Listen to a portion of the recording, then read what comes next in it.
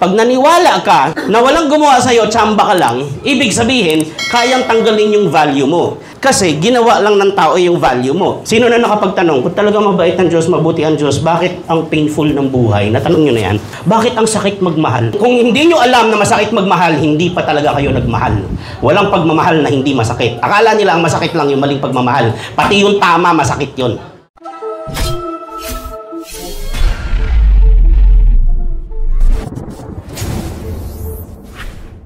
Hello, palakpakan muna kung masaya kayo. Yan. Masaya kayo sa Lord. Ako po si Kuya Router. Yan, sabi niya, hi Kuya Router. Okay. Na-appreciate ko itong ano. Ang sabi ko, yung pangalan ko Router. Yan, sa mga magagandang lugar na kagaya dito at mga magagandang tao, yan, ganyan ang pangalan ko, Router. Pero pag doon lang sa bahay namin, Router. Okay, so kayo na lang mag-decide ko ano. In-invite ako dito ni Ate Bianca. Palakpakan niyo naman si Ate Bianca. Si Ate Bianca po ay nag-participate doon sa Bible Ninja Spoken Word Festival last year. Meron po kaming annual conference, Bible Ninja. Yan kasi yung pangalan ng live stream ko nung pandemic, Bible Ninja. Mga 500 plus episodes po yan araw-araw nung pandemic. Live stream po siya. So kaya tinan niyo yung katawan ko pang live stream. Nakita niyo yung katawan ko. Ang tawag dito, the perfect live streaming body. Nag-workout talaga ako para makuha tong katawan na to. Lalo pag nakita nyo, naka-body fit ako, kitang-kita nyo talaga pang live stream talaga. Kasi, puro push-up lang tsaka shoulder press ginawa ko. Kasi yung live stream dati, hanggang dito lang kita eh. So, kaya pag nakikita nila ako sa live stream, akala nila ang tangkad ko, tapos ang macho ko. Kasi ito lang talaga ginawa. So, malakas ako, kaya ako mag-push up 300 isang araw. Pero pagdating sa pagpigil sa pagkain, mahirap talaga. May team song nga kami ng Extra Rice eh, yung ano ba yun? Madaling sabihin na ayaw mo na, pero pinag-isipan mo ba? Lapit. Team song ko sa Extra Rice yun eh. Okay, so tapos ngayon, paborito kong praise song ngayon yung ano ba yun? Kinanta nung kaibigan ko sa comedy group namin. Ang ganda eh. Ang puso ko'y mapagbigyan. Alam niyo yung praise song na yun? Ang puso ko'y mapagbigyan. Salamat. Si ano nang gumawa ng kanta niya? Si Kuya.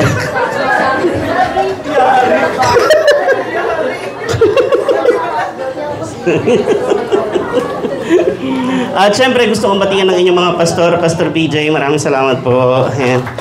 At si Pastor Frank, Daddy, maraming salamat po. Okay, umpisa na tayo ha. Ako po ay kung nakita niyo yung Filipinos Got Talent Season 1, puntahan niyo lang ako sa YouTube, Ruther TV, R-U-T-H-E-R, Space TV. Sobrang bilis lang ng pag-uusapan natin, so I'm gonna need your full attention. Okay, everybody inhale, exhale. Inhale. Kaya kayo pinag-i-inhale para yung kasi malapit yung, diretso yan sa utak eh. Kaya pag nagsasalita ako, inhale kayo para diretso sa, masinghot nyo yung sinasabi ko, diretso sa utak. Okay? So, inhale. Exhale. Inhale. Kita ninyo. Exhale. Kita nyo pati sa paghinga. Pag puro kakabig, hindi ka nagbigay, mamamatay ka. Okay, so, kailangan nagbibigay ka. Okay, sino dito nagbibigay? Nagbibigay ng time kay Lord, nagbibigay ng talent, nagbibigay ng resources. Very good. Nag-offering na kayo kay Lord at your age. Nagpalakpakan, nag-offering kay Lord. Yan. I-prioritize nyo si Lord, ha? Lalo kung may work na kayo, kasi ilang araw ka nag-work sa isang linggo? 6. Tama? Tapos ilang oras ka nag-work sa isang araw? 8. Okay? Tapos sa sahod ka, di ba? Galing yun doon. Pag di mo inisip si Lord, pag sahod mo, sigurado ko sa'yo, hindi mo rin siya iisipin sa love life mo. Intindihan niyo ba? Okay, so sobrang importante nun. Gusto ko itong theme ninyo, Psalm chapter 1 verse 3. Okay? Ako po masipag ako mag-aaral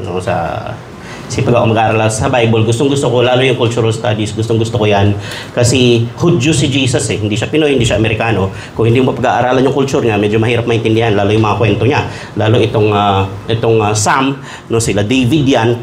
Gustong ko yan. Nakita ko palang tuwan-tuwa ako kasi bata pa ako, memorize ko na yan. Nung mga bata pa kami, pinapamemorize kami ng mga chapters. Nung 10 years old ako, siguro mga 10, memorize ko na yung Psalm 91. 16 verses yon, yung awit 91, siyang naghahangad ng pag-ukop ng kataas-taasan at nananatili. Yung pinasikat ng El Shaddai, wala pang El Shaddai movement noon, memorize na namin yun. Tapos Psalm 23, Psalm 1, Psalm 3, Somebody to Love. So lahat, marami mga Psalm, okay? Psalm Conception.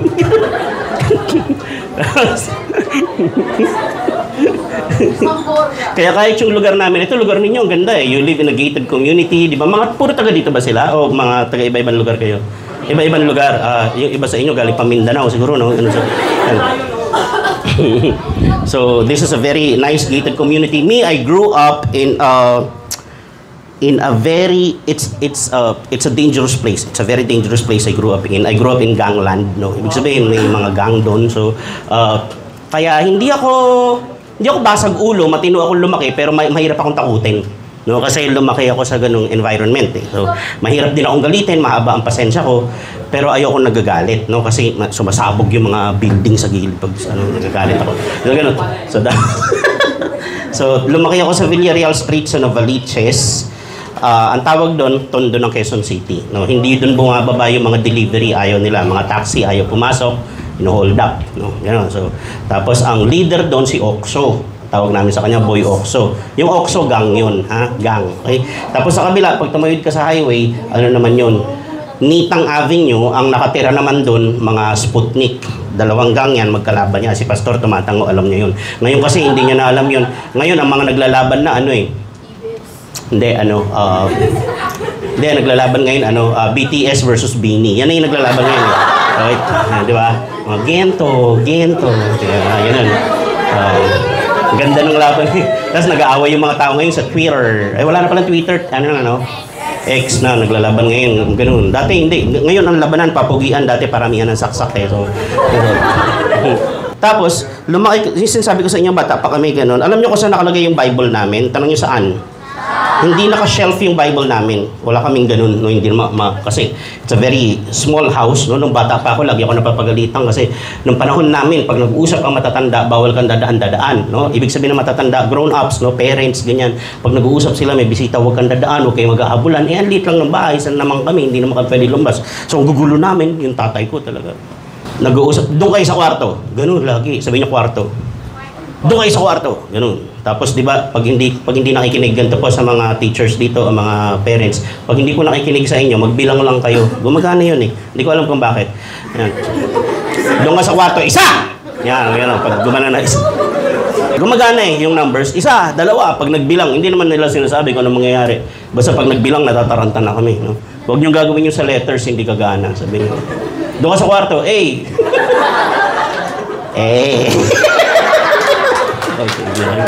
Hindi ko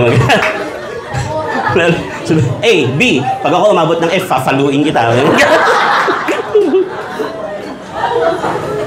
Ngayon yung mga bata pinapa-face the wall di ba? May napa-face the wall ba dito ng bata kayo? Alam niyo ba, pag napa-face the wall kayo, ibig sabihin lumaki kayo sa mayamang pamilya.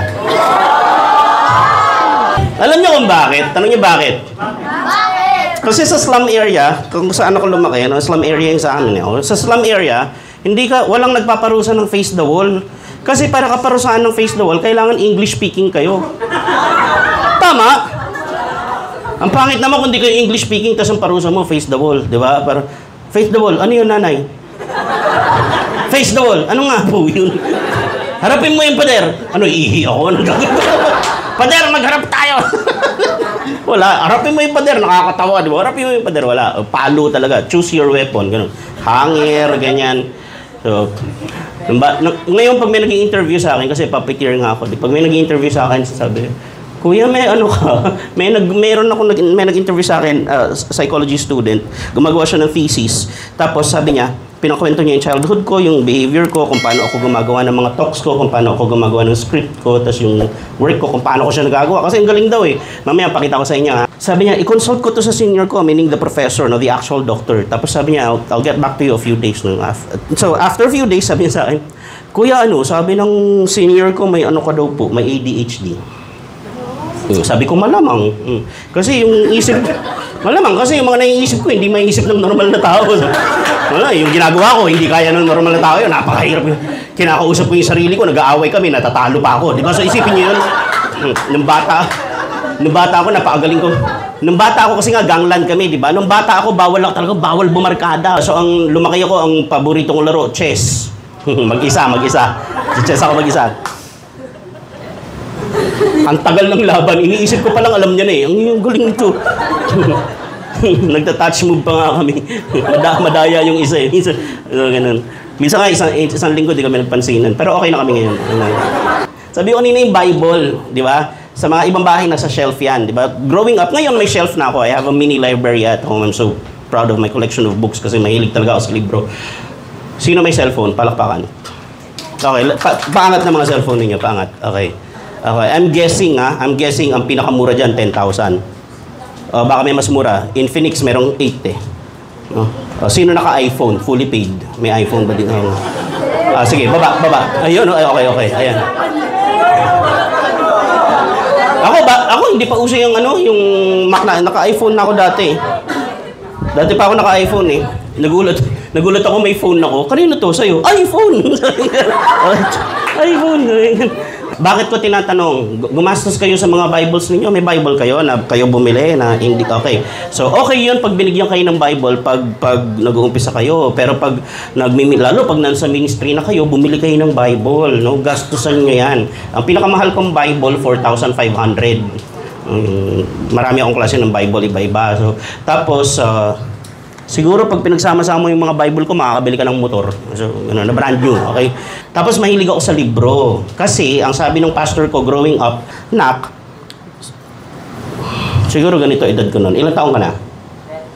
13. Ayan, alam mo no, 13 ako kasi edad kita. Ng mga ganyan ang edad ko, ang sabi ng pastor ko, Ruther, Nak, gumastos ka sa libro.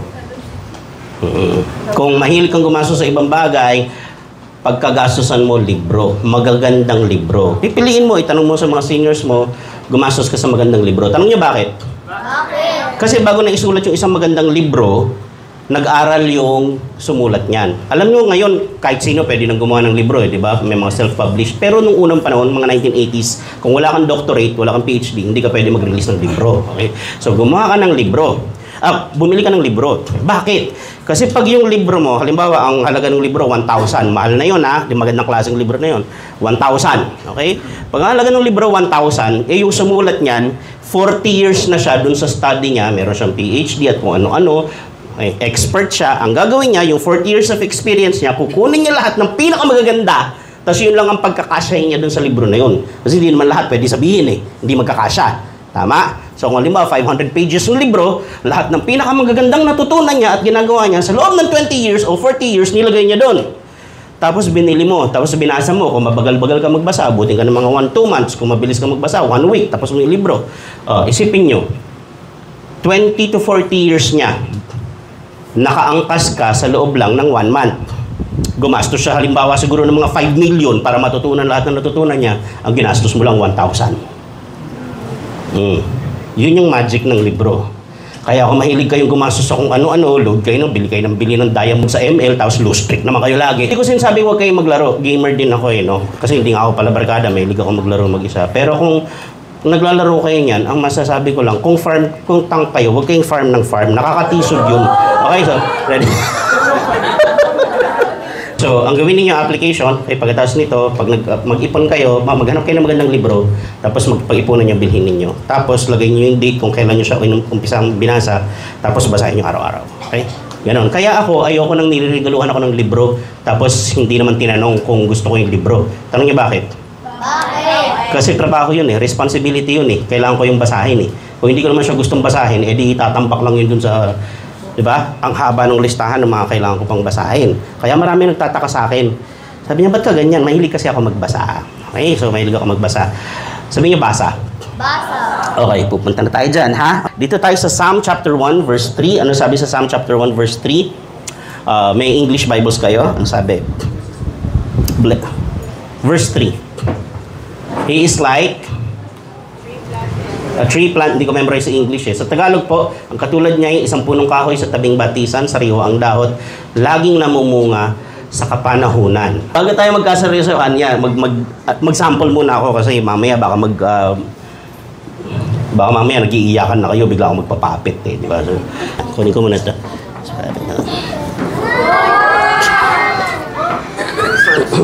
Sige po.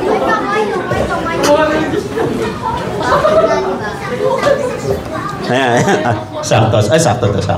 Okay, ito po si Titoy. Yan. Titoy. Ano to? Grand finalist sa Pilipinas Got Talent. Season 1. Yung batch ni Jovic Baldivino. Top 6 kami doon. Okay? Yan. Ang ganda dito. Nasangkot na yun. Hindi tayo sa BF Almanza to, di ba? BF Almanza. Anong church po? Pangalan? Christian Bible Church. Christian Bible Church. Ganda. Oo. Ganda. Dito na ako. Invite tayo nila Ate Bianca, Yun. Ate Bianca. Ay, alam ko yan Clouds. Yun. Yung piece niya, ang pangalang Clouds. And then sila Pastor, andyan, Pastor BJ. Hello po, Pastor. Ayan, si Pastor Frank. Hello po. Sa lahat po ng Pastor. Hello po, Pastor. Ayan, Lisa. Hello.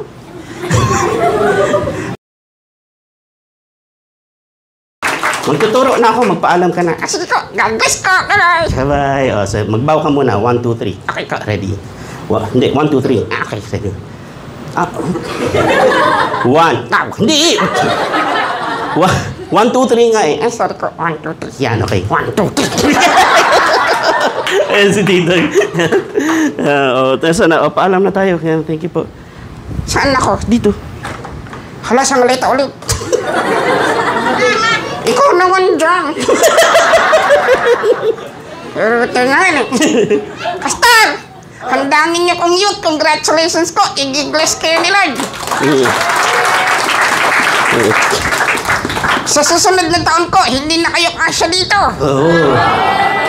Pag hindi na kayo kasya dito, gusto niyo doon magsasalasik sa lugar ko. Wow. Ako gahala. Ba, saan yun? Sa Ngaleta.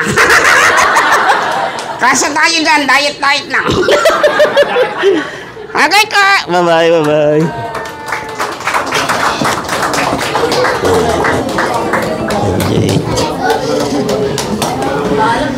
Dahan-dahan. Oh, sorry.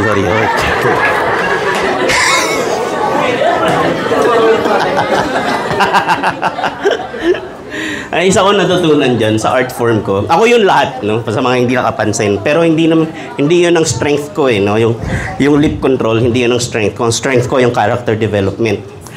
Maraming nagsasabi sa akin, kasi ganito, dalawang klase ang ventriloquist. Yung isa sasabihin, ang galing mo! Hindi ko nakitang bumubuka yung bibig mo. Di ba? Ganon.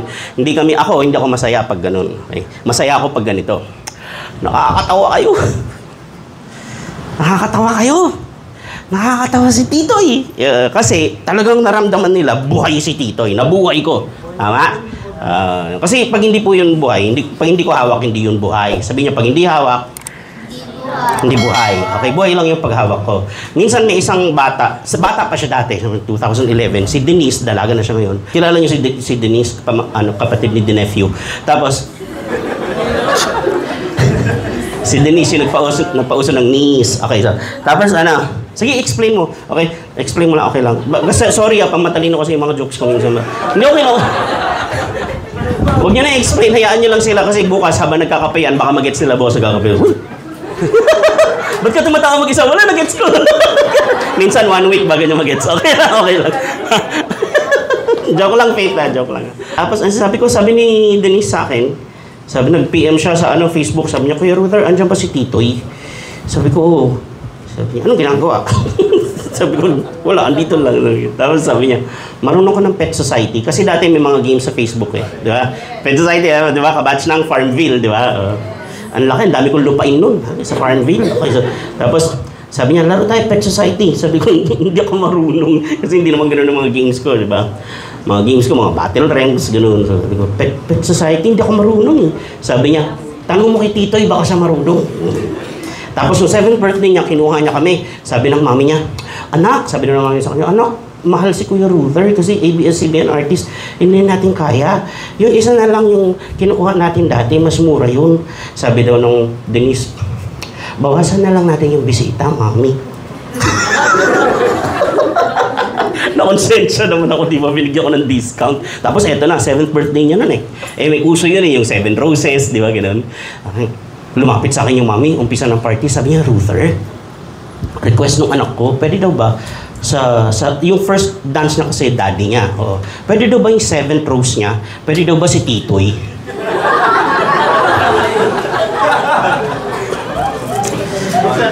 Tapos sabi ko sa kanya, ano po mahirap po kasi mapipreempt kasi yung script namin dire-diretso yun eh. Para yung kanta hindi mo pwedeng putulin. So pag lumabas kami, dire-diretso na yun. Yung performance namin, mga 20 minutes hanggang matapos. Oh. At saka po, hindi po yan maglalakad. Hindi siya gumagalaw pag hindi ko hawak. Tsaka hindi siya nakakalakad. Sabi ng mami, oo nga pala, no? Sa PGT, nung audition episode, sa Baguio yun ginawa eh. Di nandyan, pinagsasalita ko si Tito sa loob ng maleta. Narinig niyo kanina nagsasalita siya. Doon, umpisa pa lang, nagsasalita na siya, nag-uusap kami bago ko siya kunin. Di tapos na, sabi ng producer, kanta, sige, okay, ready. So, ang mic mo, sabi ko, sige, headset na lang po ako, headset. Okay, sige, so headset sa'yo, okay. Paano yung kay Titoy? Anong mic niya?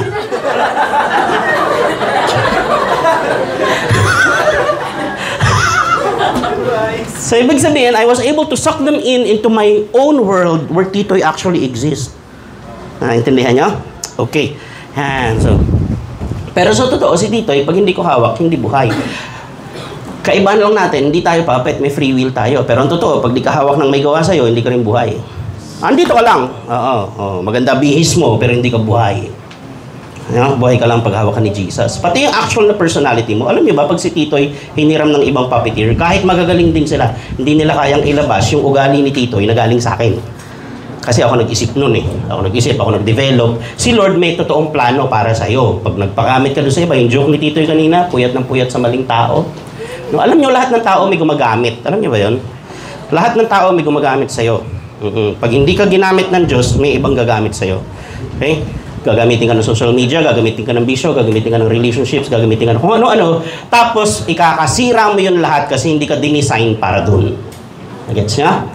Okay, so balik ngayon tayo sa Psalms. Sabi sa verse 3, Psalm chapter 1, verse 3, there is a reason. This is foundational. This is from the very first chapter of the longest book in the Bible. Okay? The Psalm kasi is divided into 5 partitions. 5 books yan, yung Psalm. Okay? Collections yan ng mga kinakanta nila at ng mga tula nila. Okay? So, most of the Psalms, si David ang sumulat. This particular one, si David ang sumulat nito. Okay?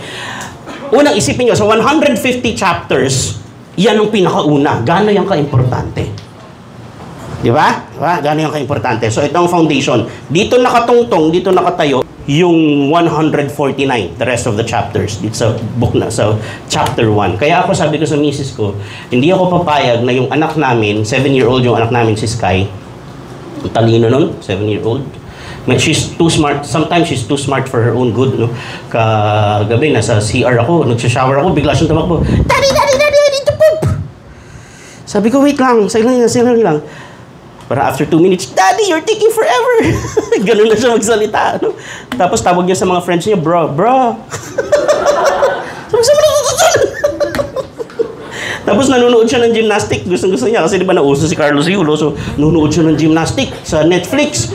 Tapos tuwing manonood siya ng gymnastic, pinapaalis niya ako sa bed. Daddy, doon ko lang sa side. Bakit? Magta-tumbling ako. So, habang nanonood siya, tumbling siya. Tali-tali ng bata. No? Kaya niyang hindi ko alam kung hanggang ngayon, pero kaya niyang mag-recite ng 10 verses on the spot. No? Memory verse. No? You ask her. No? So, may action pa, no? Right? Believe in the Lord Jesus Christ, and you shall be saved, you and your household. Ganyan, right? So, sabi ko sa misis ko, hindi ako papayag na, kasi nasa siya ngayon nasa private school. Sabi ni misis, i-transfer na natin. Yung private school, Catholic school, kasi walang evangelical Christian school na malapit sa amin. Sabi ko, either that o homeschool ko yan. Sabi niya, bakit? Sabi ko, hindi ako payag na ilalagay siya sa school, tapos ganyang edad siya, tuturuan siya ng theory of evolution. Tapos sasabihin, galing siya sa unggoy. Tapos sasabihin, lahat tayo tsamba. Yun ang core doctrine ng theory of evolution. Na ngayon, sinasabi nila, hindi theory. Hanggang ngayon, theory pa rin yun, kasi ang science kailangan observable eh. Sabi nila, 65 million years ago, sino naka-observe nun? 65 million years ago, meron ba sila nakausap from 65 million years ago? Wala, di ba? Ang biblical accounts, ang oldest literature known to men nasa Egypt, 5,000 years old. Pag kwenta mo yung dating ng Bible, nasa 6,000. So, sakto. No? Laging merong proof. Lagi. Sila wala, puro hula-hula. Yung yung balyena, dati daw baka yun. Yung baka, apat yung paa, pumunta daw siya sa tubig, hindi na daw niya ginagamit yung paa, nawala daw yung paa, napunta daw sa buntot. Ano klase yung naniniwala kayo doon? Tapos sasabihin, si Jesus hindi naman totoo. Paano hindi totoo si Jesus? Imagination lang daw si Jesus. Si Jesus, ang most documented figure in history si Jesus. 5,000 plus na mga manuscripts na dated na very early from first 60 years of his existence. Tayo, sigurado tayo merong Jose Rizal Tama? Pero kailan pa yung manuscript kay Jose Rizal? Ano na ngayon, 100 plus years na mula si Jose Rizal. Pero sigurado pa rin tayo, may Jose Rizal. Si Jesus, yung mga sulat tungkol sa kanya, first 30 to 60 years, marami ng sulat tungkol sa kanya. Sobrang dami. Tapos yung copies pa nun, sobrang dami din, mga 20,000. Hindi naniniwala, hindi totoo si Jesus. Pag pumunta ka sa historical circle, sasabihin nila, tatawanan ka nila pag sinabi mong hindi totoo si Jesus. Kasi kahit yung mga historian na hindi naniniwala na Diyos si Jesus, naniniwala sila, totoong nagkaroon ng Jesus. No? Kasi sobrang daming writings talaga. Si Alexander the Great, kilala niyo si Alexander the Great? Kilala niyo, kumusta niyo ako? Matagal na kami din. Si Alexander the Great, ang konti lang ng writings doon, yung original manuscript sa kay Alexander, siguro mga 5. Marami na 10. Si Julius Caesar, mga ganun, mga 10. The Gallic Wars of Julius Caesar. Pero pagdating mo sa college, sasabihin sa'yo, totoo to! Ang daming ebidensya! 10! Di ba? Tapos pagdating kay Jesus, 5,000, sasabihin nila, hindi totoo. Nasaan yung common sense denominator, common sense nyo? Totoo talaga si Jesus, no? Tsaka hindi kayo tsamba. Kaya sabihin mo sa katabi mo, totoo si Jesus. Mahal ka ni Jesus. At hindi ka tsamba. Kaya kahit mas mahal, dun ako. Sabi ko, hindi ako pupunta sa school na pag binuksan mo yung science textbook, sasabihin sa'yo, tsamba ka lang. Tinan nyo nga yung katabi nyo. Tinan nyo, nasa yung kilay? Nasa taas ng mata, di ba? Meron ba kayo na nakita yung kilay nasa ilalim ng mata? Pag may nakita kayo kilay nasa ilalim ng mata, hindi kilay yon, anino ng eye bag yon. Napagkamalan nyo lang kilay. Pastor, grabe yung the rough patch I'm going through right now. Pagtingin ko sa salamin kanina, first time sa buong buhay ko na nagkaroon ako ng anino ng eye bag, no? Yung eye bag ko may anino na. Imo na ako. Di tayo pwede in the presence of the enemy. Alright. Yan, so bakit ko sinasabi? Importante yun foundational yun. Pag naniwala ka na walang gumawa sa'yo, tsamba ka lang, ibig sabihin, kayang tanggalin yung value mo. Kasi ginawa lang ng tao yung value mo. Ibig sabihin, pag sinabi ng gobyerno, halimbawa si Faith, sinabi ng mayor ng, Las Piñas, sinabi ng Aguilar, etong taong si Faith, wala siyang value. Kaya nilang gawin yun. Okay? Sinabi ng Congress, si Pastor Frank, wala yang value. Kaya nilang gawin. Kung hindi tayo ginawa ng Diyos, kaya tayong tanggalan ng value ng tao. Kasi tao naglagay Naintindihan ninyo? Okay. Sino na nakapagtanong, kung talaga mabait ang Diyos, mabuti ang Diyos, bakit ang painful ng buhay? Natanong nyo na yan? O natanong na kayo ng ganyan? Di ba? Bakit ang sakit magmahal? Kung hindi nyo alam na masakit magmahal, hindi pa talaga kayo nagmahal. Walang pagmamahal na hindi masakit. Akala nila ang masakit lang yung maling pagmamahal. Pati yung tama, masakit yun. Okay? Kaya kung magmahal ka na ng tamang tao at tamang panahon, sumunod ka sa tamang Diyos na nag-imbento ng pagmamahal, okay? Kasi kung pupunta ka doon sa mali, saglit ka na mag-i-enjoy, mas masakit pa yan pareho ka naman masasaktan